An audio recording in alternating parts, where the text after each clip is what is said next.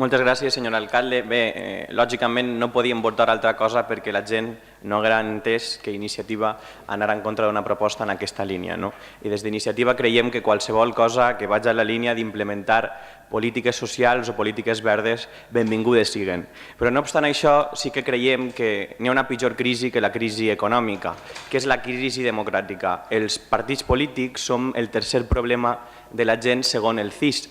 I li explicaré el per què jo pense que això és així. És a dir, hem de fer allò que diem i hem de dir allò que fem. Rajoy anuncia el mayor destrozo del estado de bienestar de la historia. El gobierno recorta un 15% la dependencia. Los discapacitados reclaman encierro sus deudas. Rajoy suspende la paga de Navidad. Rajoy anuncia la reducción de la prestación por desempleo, etcètera, etcètera, etcètera. És a dir, el que vostès no poden fer és, allà on governen, desmantellar l'estat social i de dret i allà on fan l'oposició dir que creuen en aquest sistema. Per tant, nosaltres sí votem aquesta moció perquè evidentment estem d'acord, però demanaríem coherència política. Moltíssimes gràcies.